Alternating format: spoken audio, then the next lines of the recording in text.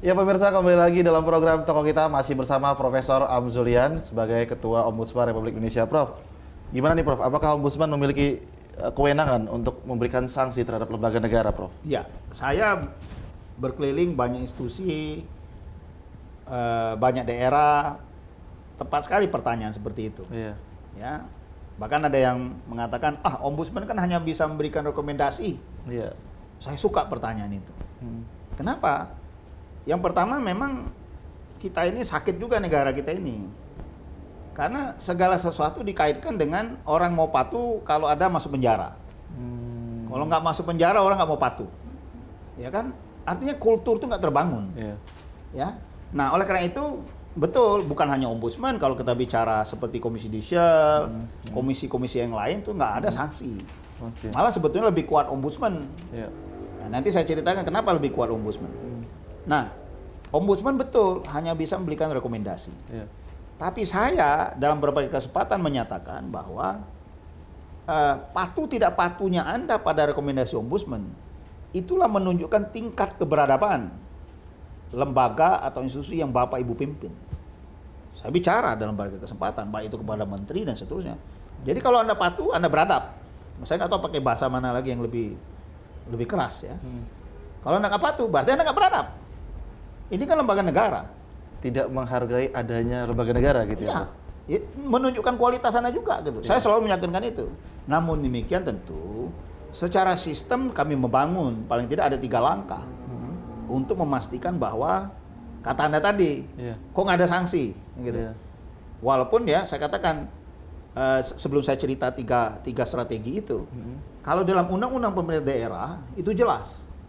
Dalam salah satu pasalnya, kalau kepala daerah yang tidak patuh terhadap rekomendasi ombudsman, maka kepala daerah itu bisa dinonaktifkan oleh Mendagri. Sekarang kita sedang merumuskan SOP-nya bagaimana menonaktifkan kepala daerah yang tidak patuh dengan rekomendasi ombudsman. Itu adalah undang-undang pemerintah daerah. Itu kan kalau pemerintah daerah, Prof. Kalau kementerian gimana tuh, Prof? Itu saya kemukakan. Maka itu terkait dengan 3 strategi saya tadi. Iya. Strategi yang pertama, kita mengeluarkan rekomendasi itu terukur. Oke. Jadi tidak mengeluarkan rekomendasi seenak-enaknya ombudsman. Jadi terukur. Jadi kalau ada suatu laporan yang prinsip, sebelum kita keluarkan rekomendasi, kita dengarkan pelapor, kita dengarkan terlapor, kita undang expert, para ahli di bidangnya. Iya. Sehingga nanti rekomendasi yang dikeluarkan oleh ombudsman memang tepat. Kalau dia bicara tentang frekuensi, misalnya bicara hal yang teknis, kita berapa kali tuh kan nggak mungkin oleh ombudsman. Iya. Kita undang nih para ahli, maka kemudian mengasihkan suatu rekomendasi. Sehingga menteri atau institusi terkait yang kita kasih rekomendasi, dia mangut-mangut, oh benar ini, ya kan? Kita mesti patuh ini. Karena apa? Kepatuhan terhadap suatu rekomendasi itu adalah kepentingan institusi itu sendiri. Sejauh ini ada yang nggak patuh nggak, Prof, terhadap rekomendasi dari ombudsman ini, Prof? Oh tentu ada, ya ada. Tapi dengan 3 strategi ini makin sedikit, ya tentu ada. Kalau itu terjadi kita lapor ke presiden, ada mekanisme. Terus kita bawa ke rapat-rapat dengan DPR. Kita kemukakan itu. Terakhir ya kita kalau ada misalnya kita selalu ada nih misalnya pertemuan dengan mengundang media selalu kita akan ungkapkan. Tapi sejauh ini cukup minimal ya. Yeah. Nah, strategi kedua kalau tadi kita rekomendasi yang terukur, strategi kedua adalah dengan memastikan bahwa rekomendasi itu dijalankan. Jadi kita membentuk tim, namanya tim resolusi monitoring. Yeah.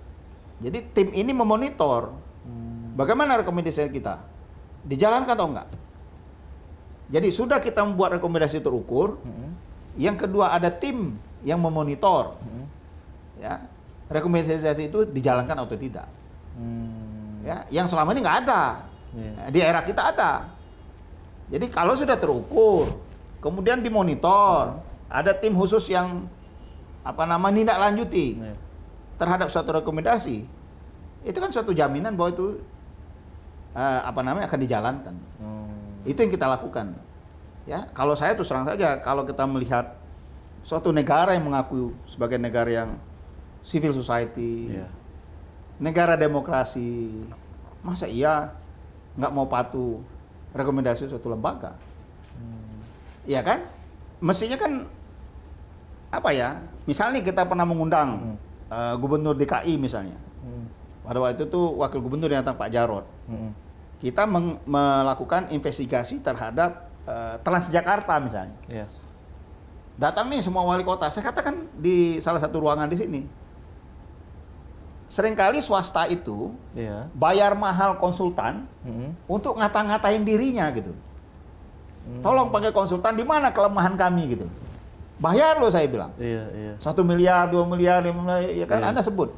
Nah ini kami menginvestigasi Transjakarta pakai dana sendiri, Iya. mungkin 300-400 juta, hasilnya kita kasih kepada pemerintah DKI, Iya. hasil bersihnya gratis, Anda nggak mau, aneh. Kan gitu kira-kira. Iya, iya. Coba Anda misalnya, teman-teman di media, nggak ada dong lembaga lain mau gratis. Bayar konsultan ini hanya untuk ngata-ngatain. Kekurangan kami ini di mana? Bayar kita kan. Ini saya bilang kita keluar anggaran sendiri mungkin 400-500 juta. Sebagai bentuk kepedulian sebuah lembaga negara. Ya, kewajiban kita. Memang ada dana untuk itu, untuk menginvestigasi pelayanan-pelayanan publik. Kan anggaran semua, memang kita pergi kemana-mana pakai dalam mimpi apa? Kan ada anggaran semua gitu ya kan. Tapi ini kan anggaran negara. Iya. Nah sekarang kalau kepala daerah nggak patuh, yang nggak sehat siapa? Ketua ombudsman-nya apa kepala daerahnya gitu?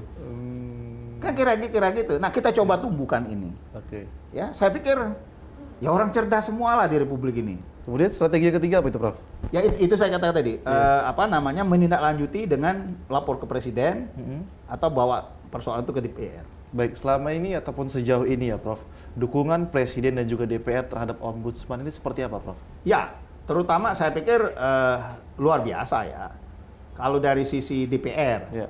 terutama Komisi 2 DPR RI, Ya. beliau sangat simpati, sangat ingin membantu ombudsman, ya. Sangat suportif ya. Tapi kan kalau bicara budget ya negara, ya. Kalau saya melihat pemerintah belum begitu memberikan perhatian penuh lah kepada ombudsman Dari sisi anggaran ya, Prof? dari sisi anggaran. Kalau menurut saya masih jauh.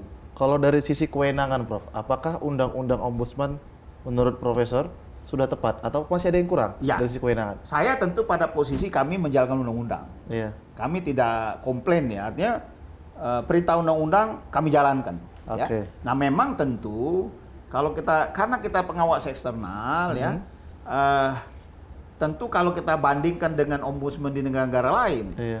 kita contohkan Taiwan saja misalnya. Taiwan itu ombudsman-nya disebut control yuan. Kalau ombudsman Taiwan itu bisa dia memberhentikan menteri, bahkan wakil presiden diberhentikan. Undang-undangnya jauh lebih kuat mengatur Iya. ombudsman di sana. Iya, dia bisa misalnya nih ada menteri yang salah ini ya diberhentikan, ya diberhentikan oleh ombudsman-nya. Saya baru sekitar seminggu yang lalu menerima ombudsman Taiwan. Tahun lalu saya diundang juga bicara di hadapan ombudsman Taiwan. Ya, mereka sangat berwibawa. Ya, Anda betul, sebetulnya untuk Republik ini salah satu yang memunculkan wibawa suatu lembaga adalah sanksi. Iya. Polisi kalau nggak punya sanksi mungkin nggak berwibawa. Iya. Ya, lembaga-lembaga lain juga seperti itu. Kalau polisinya bisa cengar-cengir saja kemudian nggak ada sanksi, ya mungkin dianggapnya apa itu ya kan? Nah mungkin itu. Tapi saya katakan posisi kita adalah given undang-undangnya begitu. Ya. Oleh karena itu memang kalau ada revisi undang-undang kita harapkan ada penguatan terhadap lembaga ini. Supaya dia tidak hanya lembaga yang tengok kiri, tengok kanan saja, kemudian tidak bergigi. Iya. Ya kan? Nah, itu Apa penting. saja itu, Prof, harapannya terhadap kalau ada revisi, apa saja yang Ya diharapkan? termasuk misalnya memberikan sanksi, Oke. menonaktifkan. Bukan hanya kepala daerah ya, Prof? Ya siapapun. Siapapun. Dari jabatannya misal, mau siapapun dia. Seluruh pejabat di kementerian dan lembaga. Bahkan bisa menonaktifkan seorang PNS misalnya. Ya, harus seperti itu gitu loh. Supaya ini bisa maksimal. Ya, kan gitu. Ya. Nah, kalau itu dilakukan, saya pikir ombudsman bisa lebih kuat lagi. Seandainya nih Prof, undang-undang direvisi dan memperkuat ombudsman, tapi kan menteri kan jabatan politis tuh Prof. Ini apakah nanti ombudsman pasti kan akan berhadapan langsung dengan presiden yang menunjuk menteri-menterinya? Saya Gimana, pikir, Prof? terutama di era saya nggak ada masalah itu. Ada masalah ya Prof? Ya, dan saya pikir memang siapa yang duduk di ombudsman ini, ya sama juga beberapa lembaga lain, ya dia harus selesailah dengan dirinya sendiri. Oke. Ya, kalau jadi ketua ombudsman kemudian berharap joget-joget di media supaya dapat jabatan lain, saya pikir nggak pas juga gitu ya. Oke. Ya, saya pikir kalau justru itu rekrutmennya menjadi penting. Ya, saya yakin kok banyak sekali orang Indonesia yang pintar, punya integritas. Kalau mereka terpilih, ya jangan dikira saya merasa terbaik juga, nggak seperti itu gitu. Banyak sekali orang Indonesia yang mampu. Oke, kita Lebih tahan baik. terlebih dahulu ya Prof ya. Ya. Ya pemirsa, kita rehat sejenak, tetaplah bersama kami di Toko Kita.